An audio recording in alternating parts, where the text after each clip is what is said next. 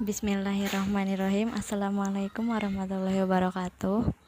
Perkenalkan, nama saya Najwa Safana dari Prodi PBA 1A. Saya di sini akan membacakan dan menjelaskan tentang tema as-sobru dalam kitab Idotun Nasiin. Untuk menyelesaikan tugas UTS Akidah Akhlak, Bismillahirrahmanirrahim, saya akan menjelaskan tentang bab as-sobru, yaitu sabar. Innar rajul al-aqila may yasbiru 'alal khutub qabilu harabi taljashi la may yuqabiluha mashduha la yastaqirruha 'ala halim minal falak.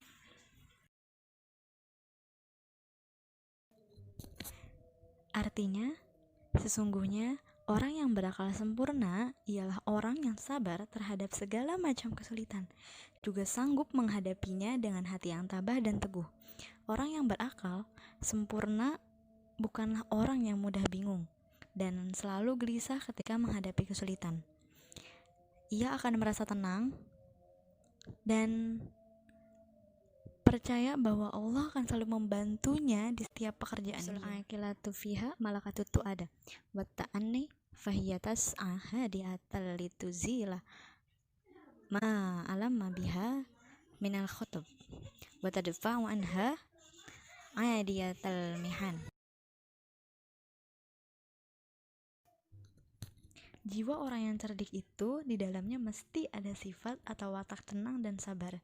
Ia berusaha dengan tenang dalam menyingkirkan bencana yang menimpa dirinya dan tidak bingung dalam mencegah bencana itu. Nafsul jahiliyatu fahiya daimatul ittirabi likulli khutbi yanzilu wa in kana yasira li'annaha ta'taqidu alla kibalalaha bitalaqqihi wa la taqata laha bidaf'ihi fahiya la tastati'u tamalussa minhu wa la taqdiru 'ala tafassi min 'adiyati wa hadha huwal farqu bainan nafsai.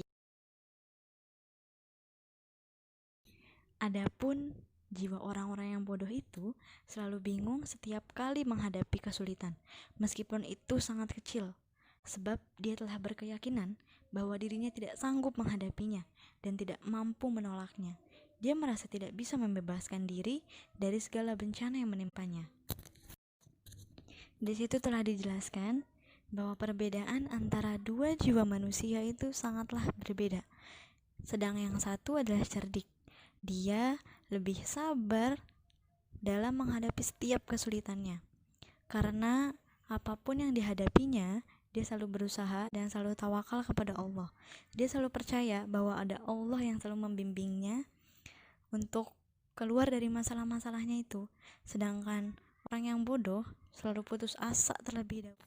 Fakun ayyuhan nasyi'u dha nafsin aqilati syabirah wa dzalika bita'widiha iktisabal fadail wa nabdzar radhail wat tahalliya bil kamalatil insaniyah wat tajammula bihillar rajuliyah wa dzalika yasirun ala man hadahullahu nuzu'a ilal fadilah fanaza'a anhu rida'ar radhilah falam yu'ti nafsa swamina tahawaha walam yaslubin nafsan natiqata munaha fakhraja bidzalika mammarata'il hayawaniyah ila bi'atil insaniyah. Artinya, wahai generasi muda, jadilah engkau orang-orang yang berjiwa cerdik dan sabar. Hal itu bisa dicapai dengan membiasakan diri mengerjakan hal-hal yang baik dan menjauhkan dari hal-hal yang jelek. Menghias diri dengan sifat-sifat manusia yang sempurna dan bersikap jantan. Bersikap jantan di sini adalah bersikap kita harus bertanggung jawab dan harus berani menghadapi segala persoalan-persoalan hidup.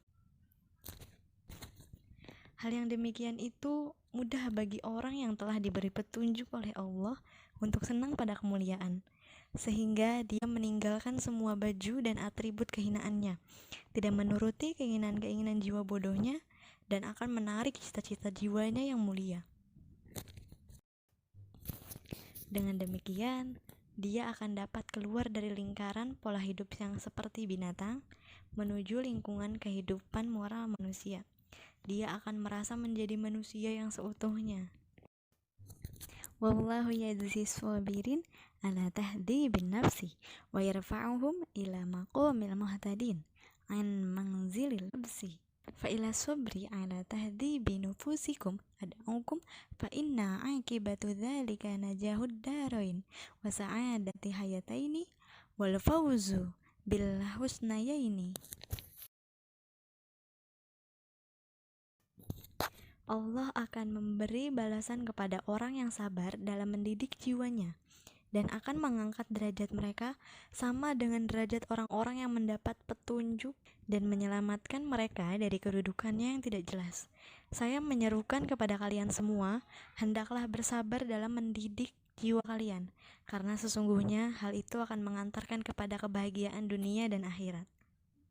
Saya menambahkan di sini, karena Allah berulang kali menegaskan dalam Al-Quran bahwa innallaha ma'as sabirin. Sesungguhnya Allah bersama orang-orang yang sabar. Nah, di situ kita sudah bisa paham bahwa Allah selalu menemani seseorang yang sanggup bersabar atas segala ujian-ujian hidupnya. Jadi, apapun masalah yang ada, hadapilah dengan santai. Cobaan itu pasti selalu ada. Maka ketika dicoba, hendaklah kita mengedepankan tenangan, bukan kepanikan. Ketahuilah kiranya bahwa sabar itu suatu makom tingkat dari tingkat-tingkat agama dan suatu kedudukan dari kedudukan-kedudukan orang yang berjalan menuju kepada Allah atau sholikin. Dan semua makom agama itu hanya dapat tersusun baik dari 3 hal, yaitu ma'rifah, ahwal, dan amal. Maka ma'rifah itu adalah pokok. Dialah yang mewariskan awal, dan awal itu yang membuahkan amal. Ma'rifah itu adalah seperti pohon kayu. Awal itu seperti ranting, dan amal itu seperti buah. Dan ini terdapat pada sebuah kedudukan para pejalan. Demikian halnya dengan sabar. Tiada akan sempurna sabar itu selain dengan ma'rifah yang mendahuluinya dan dengan ahwal yang tegak berdiri. Adapun insan itu, maka sesungguhnya ia diciptakan pada permulaan masa kecilnya tanpa keinginan selain keinginan makan. Kemudian lahirlah keinginan bermain dan berhias. Kemudian nafsu keinginan untuk menikah, dan tak ada sekali-sekali pada insan pada masa kecil tersebut. Sabar itu adalah ibarat dari tetapnya penggerak agama dalam menghadapi penggerak nafsu syahwat. Kalau penggerak agama itu tetap sehingga dapat menahan penggerak nafsu syahwat dan terus-menerus menantangnya, maka penggerak agama itu telah menolong tentara Allah. Dan berhubung dengan orang-orang yang sabar, dan kalau ia tinggalkan dan lemah sehingga ia dikalahkan oleh nafsu syahwat dan ia tidak sabar pada menolaknya, niscaya ia berhubungan dengan mengikuti para syaitan. Jadi, meninggalkan perbuatan-perbuatan yang penuh dengan nafsu syahwat itu adalah amal perbuatan yang dihasilkan oleh suatu awal yang dinamakan sabar, yaitu tetapnya penggerak agama yang berhadapan dengan penggerak nafsu syahwat. Sesungguhnya semua hal tersebut itu adalah isyarat yang mengisyaratkan kepada hal-hal yang lebih tinggi dan ilmu muamalah. Maka kami terangkan bahwa telah jelas sabar itu adalah ibarat dari tetapnya penggerak agama pada melawan penggerak hawa nafsu. Sabar di saat musibah disebut iman. Sabar dalam sandang pangan disebut qanaah. Dan sabar dalam menyembunyikan keburukan orang lain itu disebut khitman. Orang yang menutupi aib-aib seseorang. Sabar demi persahabatan disebut kesetiaan. Mereka yang bersabar akan mendapatkan berita gembira dari Allah. Mereka yang bersabar juga akan dibersamai dengan orang-orang yang beruntung. Orang yang hilang kesabaran seperti lentera tanpa minyak. Sabar adalah kunci pembuka surga.